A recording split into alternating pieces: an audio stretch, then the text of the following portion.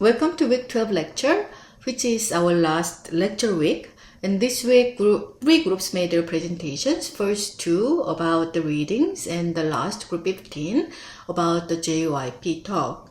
Thank you so much for making your presentations. Let's start with group 13's presentation. The presentation had a good intro, good PPT, slides, and editing. And good presentation, verbal delivery with a decent transition work, and it also had a great conclusion. But the windows for the speakers could have been larger, and the image qualities could have been more consistent. And three argument sections were thoroughly done by citing the reading quotes along with the reference page numbers, which was great.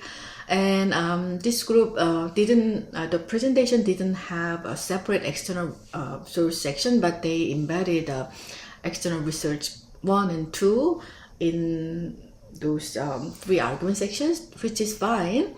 But the second external research talked about use this Squid Game as an example, right? And kind of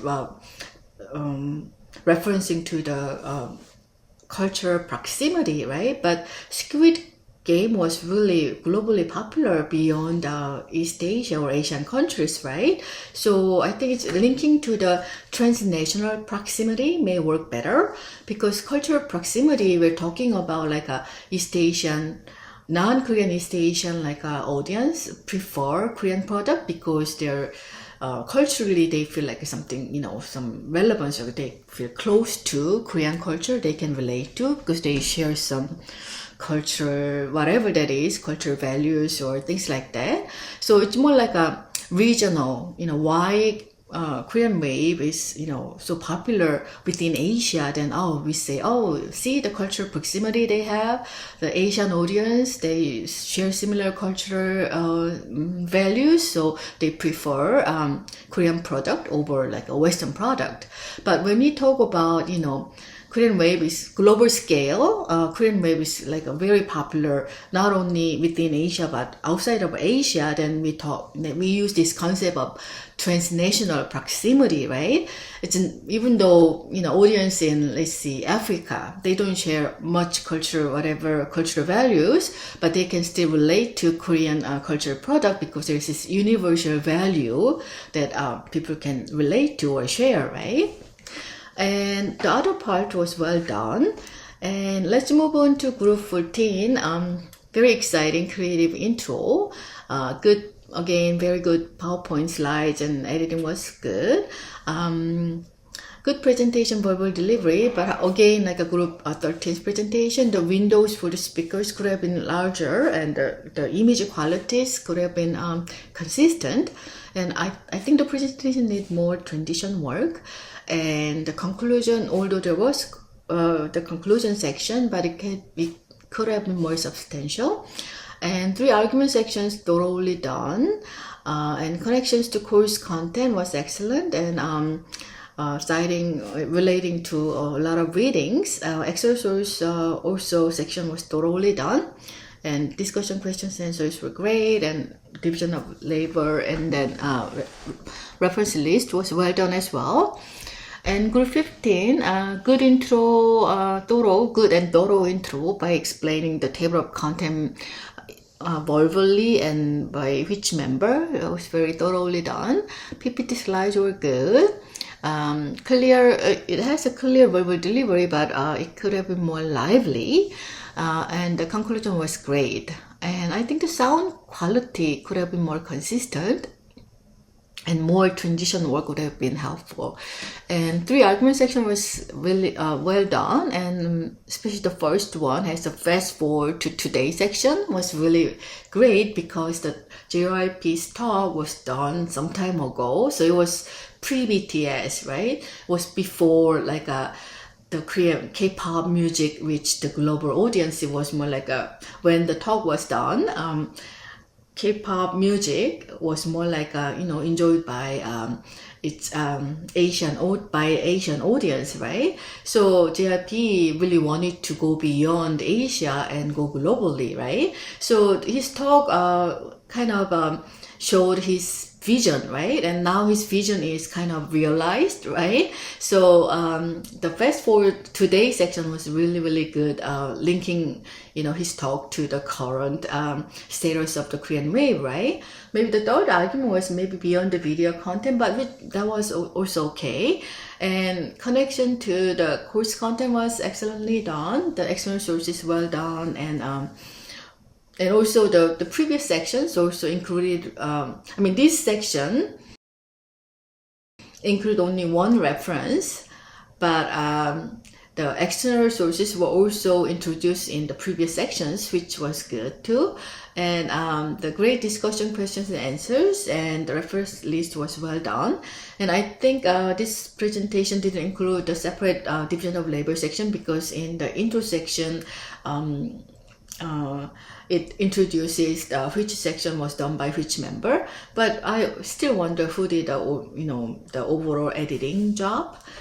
Okay, anyways, all three presentations were really well done, and thank you again.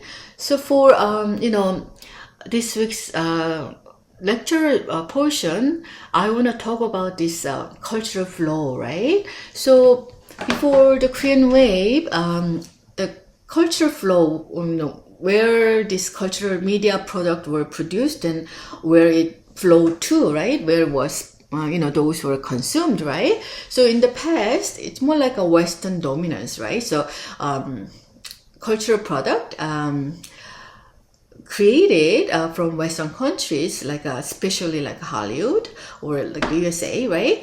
And then that flowed to non-Western countries, right? So before the Korean wave, Korean audience also they really consumed a lot of like Hollywood produced films and dramas, and they listened to American pop music and all that, right? And when I was young, I remember I regularly watched on Korean TV like a Wonder Woman or MacGyver, things like that, like a Hollywood produced like a TV series and stuff. It was regularly on Korean TV, right? So that's an example of like the Western dominance, right? Where cultural product were produced and flew to, right? But then, now with Korean wave, it disrupts the one-way flow, establishing South Korea as new cultural hub where, cultural content can be produced and, exported to other countries, right? Still, there's this Western dominance, American dominance, but Korea became a kind of smaller hub where the cultural product can be originated and exported to other destinations, right? So then, maybe in the future, this global cultural exchange can be more like balanced. It can be more multi-directional.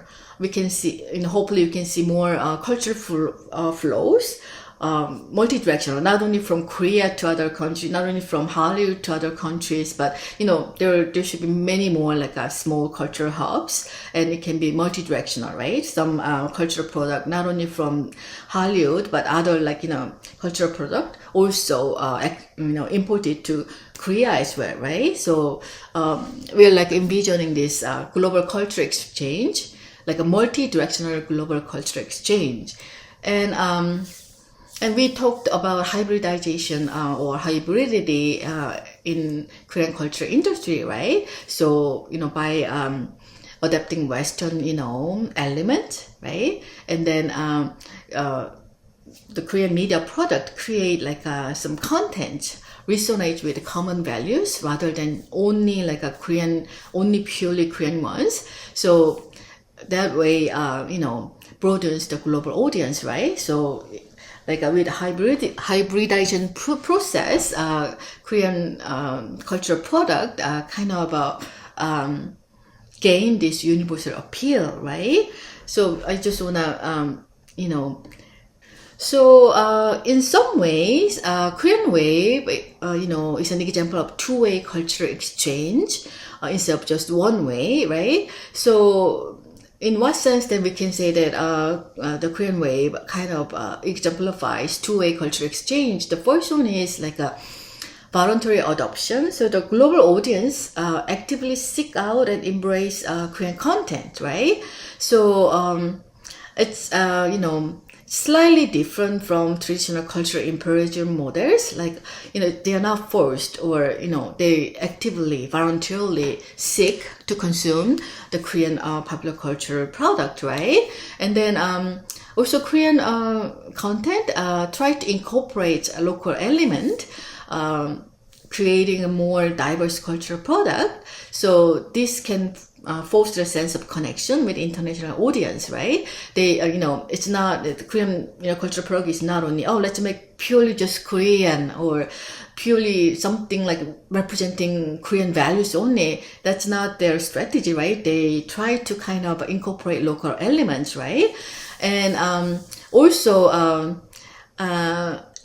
the content creation is influenced by global market demands, right? So what's gonna sell well, right? So these creators, Korean popular culture product creators, think what's gonna sell well. So let's see what kind of demands are out there globally, and let's create something meeting these demands. And in that process, the relevance or appeal across diverse cultures can be increased, right? So there's definitely some two-way cultural exchange element, right? But and this two-way exchange element is enhanced by this digital platform. And this two-way cultural exchange element can be enhanced by digital platform impact, right? Digital technology development, right? So the social media platforms enable direct artist-fan interaction, right? And it fosters the sense of connection and community globally. And the streaming services, right, provide easy access to Korean content.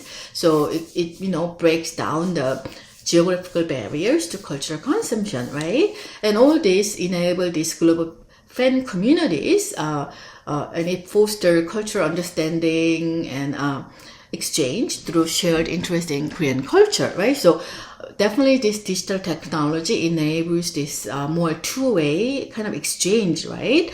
But there's some critiques of cultural exchange in Hallyu, right? Although there are this two-way kind of exchange element between like the artists and fans and Korean cultural product, or like incorporating more local demand and local elements and so on. But still deep down it's kind of one-way flow of content, meaning that it's not like a Korean people buy a lot of cultural product from, let's say, from Thailand or like some African countries where Korean product or cultural product are hugely popular, right? So that in that sense, if we look at purely import and export imbalance, Korea export way more cultural product than they import, right? So in that sense, it's one-way flow of content, right? And that limits authentic cultural dialogue, right? And the heavy emphasis on the commercialization, like, oh, let's sell this and make money. How can you make more money? And also government, the Korean government is, plays a huge role in this culture export industry, right? If you think of the US or Japan, the government really, their governments have not played a strong, important role in that aspect, right? But then Korean government was very proactive, and they took this position that, oh, let's make culture as industry and let's sell more cultural product and make more money and make Korean image of the Korea better, things like that, right? So economically and diplomatically, Korean government has kind of take advantage of the the Korean cultural product, right? So this heavy emphasis on commercialization may harm the authenticity, right? They will do whatever, they will create whatever sells well and whatever makes money well more, then they may now focus on the creativity or authenticity of the cultural product, right?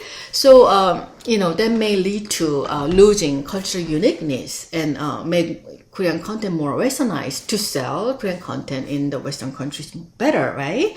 So and then this heavy economic focus may just diminish this cultural exchange, right? Just you're only focusing on selling. You're not interested in buying, or you're not interested in understanding the local culture, things like that. As long as you can just sell, that's their utmost interest. Then true culture exchange may not happen, right? So and then this government control and economic motivations that has some negative impact on how Korean Wave can contribute to true sense of cultural exchange, right? So the heavy involvement of the government involvement in cultural policy raises concern about organic cultural development, right?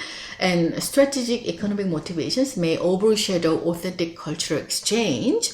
And using Hallyu as a diplomatic tools again, just prioritize political goals over cultural authenticity or cultural creativity, right?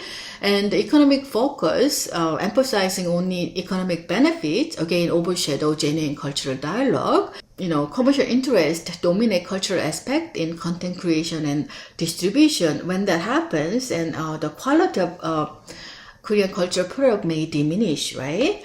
So then this week's one of this week's topic about the cultural imperialism concern, right? This kind of product sells well, and then there will be some content repetition, right? So repetitive storylines and formats in the Korean dramas and K-pop may lead to audience fatigue, right? They're all the same in the end, right? Then they're tired of this kind of similar product, right? And then innovation can decline. That's what also contributes to the audience fatigue, right? And this aggressive marketing strategy raises concerns about cultural imperialism and local industry suppression. So why some consumers in other countries may question, why do we have to always just buy their product? Do they buy ours, right? So if we just keep consuming Korean product, then how about our own product? Is there a room to grow? Our cultural industry can grow, right? So there can be this kind of resistance about the Korean popular culture product dominance, right? So this market dominance, local market dominance, can limit space for local content development in other countries. That's like a huge, cultural imperialism concerns, right? So that the dependence on the Korean popular culture product can last because it does not give a room for local culture industry growth, right? So how can we address this cultural imbalance in Hallyu? Or one directionality, right? So there should be more bilateral exchange, by promoting two-way cultural flows between Korea and other nations, right? So for example, the JYP emphasizes, the collaborative project, right? By encouraging collaborative project that blend diverse cultural elements, right? So, and also we have to foster authentic dialogue, genuine cultural conversations beyond the commercial interest, right? And support cultural education and exchange programs. And also, instead of suppressing local cultural industry, there should be encouragement of growth of local entertainment industry alongside the Korean Wave, right? So they're implementing policies to protect and promote diverse cultural expressions also need to be made, right? So the future vision for Hallyu, right? It's not like how can you just sustain this? How can we last the popularity of Korean product forever? That should not be the vision for Hallyu, right? So the vision should be sustainable exchange, right? So we need to envision a model of cultural exchange that benefits all parties involved, not only Korea, right? And by promoting long-term partnerships for mutual cultural growth, right? And we have to seek also cultural balance, right? We need to encourage preservation of unique cultural identities within global exchange. Not only just make everything very similar. We need to have, while we're having cultural exchanges, the local, cultures, and they need to, maintain their unique cultural identities, and those. And at the same time, the cultural exchanges can happen multi-directionally, right? And we also seek for mutual understanding by fostering deeper cross-cultural comprehension through the Korean Wave, right? And use cultural products as bridges for international dialogue and cooperation. And this is it for today's lecture. And for the final project, right, in the report, in terms of the length, right, please refer to one of the most recent guidelines that I sent out as a course announcement. So in your video format or written format, within the given length, word count, or the time limit, it does not include the reference section. It does not include the reflection section, right? So those are like you put it as appendix. So the time limit or word count limit only include the main body and conclusion, up to conclusion, right? Reference, reflection, division of labor, they are excluded from your the word count or time limit. Please pay attention to the new guidelines, right? And so for reflection section, you don't need to make that long, even though it's not included in the time limit or the word count, right? Okay, so this is it for today's lecture. Thank you for your attention. Welcome to week 12 lecture. This week is our last lecture week, and this week, welcome to week 12 lecture, which is our last lecture week. And this week, three groups made their presentations. First two about the readings, and the last, group 15, about the JYP talk. Thank you so much for making your presentations.